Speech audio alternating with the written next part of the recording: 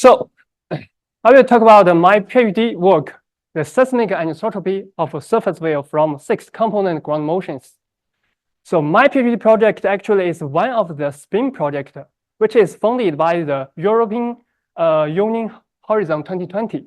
So one of the goals of this SPIN project is to explore any potential geophysical applications by using multiple components, including rotation and strain measurement. So for my project, I focus on the rotation. So I will just introduce what is a seismic anisotropy and what is a 6 component ground motions. So seismic anisotropy, firstly, since in 1964, the seismologists find a very quite interesting thing, that is the seismic velocity is a function of the Beckett-Mills. And the horizontal x-axis is seismic velocity and y-axis is Beckett-Mills. So that explains this phenomenon using the anisotropy effects. And if we consider an anisotropic medium, there is an S wave propagated through the anisotropy medium.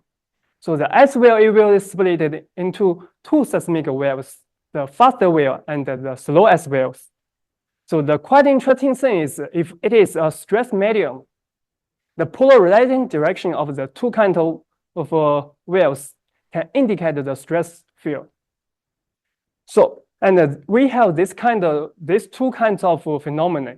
So what can we do if we to study anisotropy, and why we should study the anisotropy? This is a global map that uses these 2 kinds of phenomena to study the anisotropy. So the red line represents the shear wave splitting, and the yellow line represents the azimuth anisotropy. So I just give an example. So when we focus on the ionospheres, so we find the azimuth anisotropy, the direction, the faster wave direction, can indicate the plate motions, which means we can to study the seismic anisotropy to study the plate motion or the mantle flow. And also it can relate it to the stress field of the Earth. This is very important for the tectonic evolution of the Earth. So what is the 6 component ground motions? Let's consider an earthquake and we deploy a seismic station. For classical seismometers, we can record the 3 component translation. But actually, we can also measure the rotated angle during the ground deformations. We call it a rotation. So what's the relation between the 2 kinds of observations? The rotation is the curve of the translational motions. It's part of a welfare gradient. So this equation can tell us if there's no rotational seismometers, we can to estimate the welfare gradient and to obtain the rotational motions. And that's what I did in the following analysis. So the main motivation of my PhD project to answer the questions, can we use the 6 ground motions to study seismic anisotropy? So the question comes from the following facts. The first, the 6 ground motion has only recently considered in seismology. Second, so previous studies shows that single point 6 observations can obtain similar results as a larger seismic array. And it is unclear or nobody knows how the 6C surface wave can provide some information on anisotropy properties inside the Earth. That means it's the first time that we apply the 6C observations of the surface wave to the problems of the seismic anisotropy. So let's first look at the structure of my PhD thesis. So that mainly contains 2 sections, the fundamental theory and observations. So we first propose the 6C surface wave anisotropy theory using earthquake data to study the anisotropy. And then we extend this theory to the microseismic noise.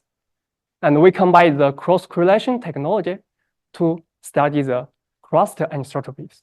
And based on the 2 kinds of theories, we have 3 applications. The first is we use the earthquake data to study the upper mantle anisotropy. And we use the microseismic noise theory to study the cluster anisotropy. And we can also use the 6 observations to study the seasonality of the microsome noise. So let's look at the first series. If we consider an earthquake and we deploy 60 stations, we can record the vertical acceleration in the black line, and we can also record the transverse rotation in the red line.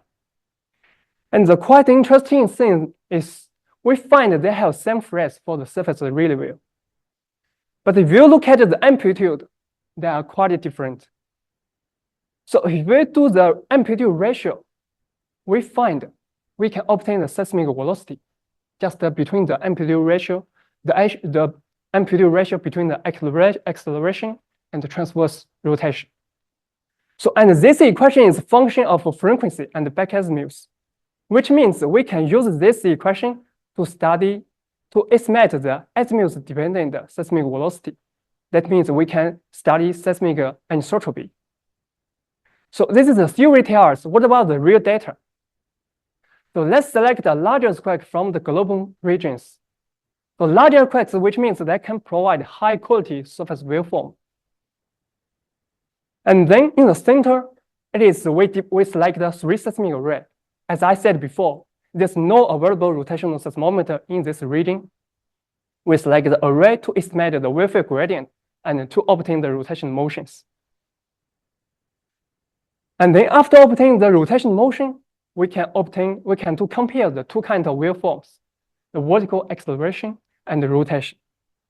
This is a time series for different period surface relief. So we can find that they have perfect waveform matching. This is the theory tells us they have same phase. But if we to do the ratio between the 2 kinds of waveform amplitude, we can estimate the seismic velocities. So in principle, for azimuth-dependent seismic velocity, the velocity is a function of a cosine sine combined the 2% term azimuth and the 4% azimuth term. And for the relief, the theory tells us the 2% term should dominate in the observations. So let's look at the observations. The black line with the arrow bar, which means the observation from the 60 method. And the observations match the 2% term. And the 2% term, the red line is the 2% term. 2%, 4% term is similar to 2% term, which means the 4% term is smaller. And this is the theory tells us relief should dominate, the 2% should dominate for the relief. And we also plot the 1%, which means we want to make sure the velocity variation is not from the heterogeneity effects, it's from anisotropy effects. And then we can do this to estimate the anisotropy for different arrays. We find that they have different anisotropy patterns. So let's look at the other results in these regions. So the black line represents the surface wave and shear wave splitting that use the travel time of the surface wave. And the yellow line represents the shear wave splitting that only focus on the polarizing informations. And the black line with the arrow represents the absolute plate motion from the hotspot studies. So if we put our result here, we can find the estimated faster wave direction from our approaches is compatible with the absolute plate motions. Now, which means it is probably can indicate the plate motion, and it is compatible with shear wave splitting because they have different sensitivity kernels. The arrows, the difference between the different approaches, it is reasonable. So we face some challenges when we study this series. So we want to, and we use long period surface wave to study the upper mantle anisotropy. We want to focus on the shallow part, which means we want to study the crust anisotropy. So we find the short period of surface wave is usually affected by the scattering signals in the crust because the crust is strong heterogeneities. And another challenge is that if we use earthquake data, we never get, or it is quite difficult to get azimuth coverage because we want to study azimuth-dependent seismic velocity. because the earthquake only happens in some specific regions. So these are two challenges. And that's why we go to the next chapter to study the microseismic noise. So microseismic noise is come from the interaction between ocean waves and solid earth. If you look at the white line, it is a signal in the time series. It's like a background noise. And if we do the Fourier transform in the frequency domain and to look at the power spectrum density in the different period, we find two peaks. The first one is from 3 to 10 seconds. We call it a secondary microseismic noise. Another one is primary, from 10 to 20 seconds. So for the two kinds of peaks, the most of seismologists agree that the primary microseismic noise is because of the direct interaction between the ocean waves and the solid earth in the shallow water. And for the secondary microseismic noise, the first interaction is the two opposite ocean waves, and that generate pressure and interact to the deep floor. It can happen anywhere in the shallow water or deep waters. So how can we use this signal to study the Earth's structure? Almost 20 years ago, there's a very famous technology called cross-correlation technologies. That means there's two detectors, also means stations. We record the noise data, and if we do the cross-correlation between the two stations, we can obtain the clear waveforms. So what is the waveform tell us? In the time series, the T0 of the waveform tell us the seismic travel time between the two stations. And we also know the distance between the two stations. That means we can to estimate the velocity between the two stations. So this is the basic idea of this approach. So can we use this technology to study anisotropy by combining our six ground motions? So if we put the two stations here, the first station is classical three-component station, and the second station is 6C stations. If we do the cross-correlation between the vertical acceleration of the first station and the vertical station between the second station, we will get a waveform in the black line. And if we do the cross-correlation of the vertical acceleration of the first station and the second station, the transverse rotation of the second station, we will get another waveform in the red line. We find that they are similar phase, but have different amplitude. And the interesting thing is that we can also use these amplitude ratios to estimate the seismic velocities. And it is like earthquake data. So, and this equation is also frequency of the back-azimuth and the frequency. That means we can also use this equation to study seismic anisotropy. So let's look at what about the data. And as the theory tells us, we have a 6C seismic station in the center, and we select the classical three-component station along different directions. And it can provide perfect azimuth coverage. That means it's perfect for the azimuth anisotropy studies. And in the center, we also use the array-divided rotation. There's no available rotational seismometer in here. So we select 5 cross-correlation waveforms from 5 different directions. And we can find the two kinds of waveforms has good phase match. And we also use the amplitude ratio, like the equation shows. We can estimate the velocity for different frequency for different back-azimuths. So let's look at the velocity in the back-azimuth domain. We find the velocity observations, the black line with arrow bar, is also measure 2% term of the anisotropy terms for the relay waves. And if we put our result, we can do some inversion to get the depth-dependent anisotropy.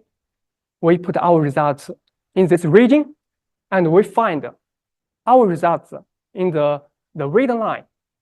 And the yellow line represents the shear splitting using local earthquakes. It is sensitive to the upper crust. And we also to plot the pressure, the maximum pressure stress, compression stress. We find that they are consistent. So that's why we think this kind of anisotropy is because of the stress, it's come from the stress field.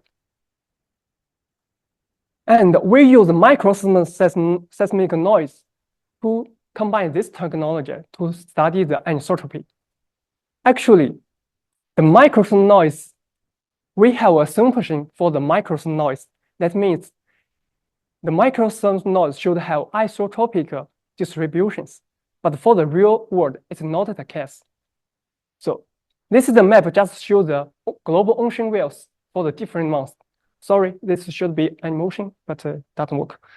Yeah, we find that for different months, the ocean waves come from there's some difference for the directions. That means the ocean, the microseismic noise should have some azimuth difference. So this is, and to understand the microseismic noise, the question is, can we use the 6 observations to help us to understand the distribution of the microseismic noise? Because this is very important for the 6C anisotropy studies. So I will just focus on the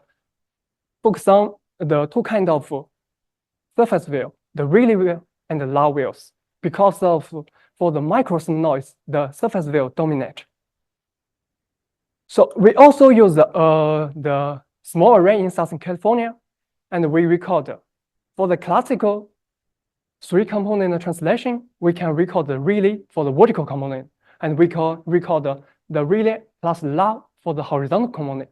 But if we have the rotation motions, we can just separately the two kinds of waveforms. That means for the vertical, we only record the log, and for the horizontal, we can only record the Rayleigh wave. So it will help us to understand the noise source distributions.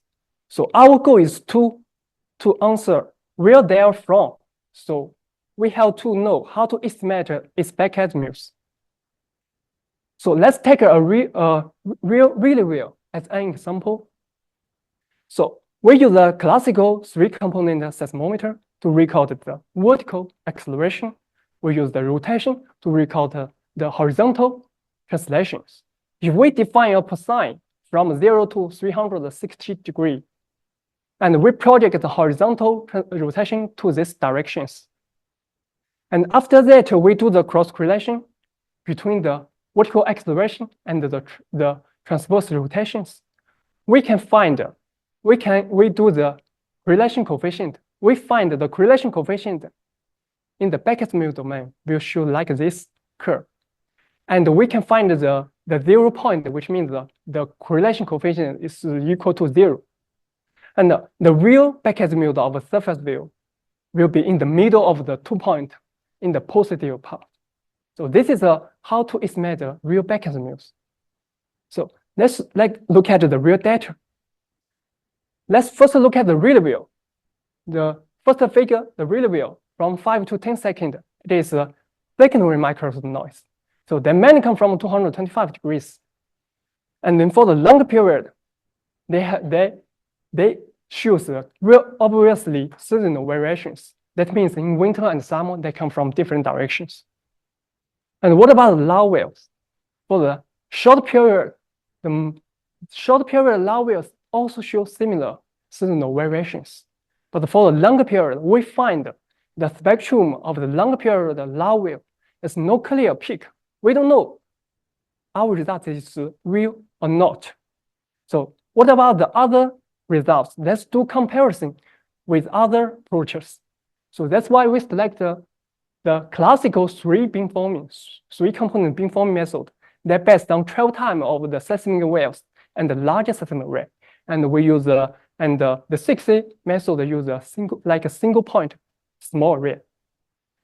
So let's compare the Rayleigh wave short period in the winter and summer, in the purple and the yellow, which means the winter, summer, they have similar direction. And for the longer period of Rayleigh wave, they also shows a similar direction, but have some differences. And for the low waves, we find the low waves they have clear seasonal variations.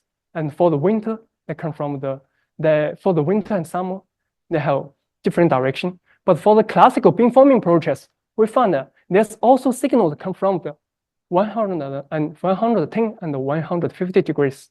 We are not sure it is a true noise or something reasons, because of the two kind of methods that have different sensitivity for the spatial resolutions. But the dominant direction is consistent using the two kinds of method, which means we can just use a smaller array, less data, easily deployment to get similar results as the classical method using larger array and much data. And we know the noise directions. It helps us to improve our 6 anisotropy series. And yeah, this is quite important. So let's conclude my presentations. Firstly, I propose the 6th anisotropy theory. Using the earthquake data, we can study the upper mantle anisotropy. And we extend the theory to the microsome noise. Because of some challenges, we can use the microsome noise to study the crust anisotropy. And we can also use a single or small array 60 observations to estimate the microsome noise. And this is important for anisotropy studies in the future. That's all. Thank you.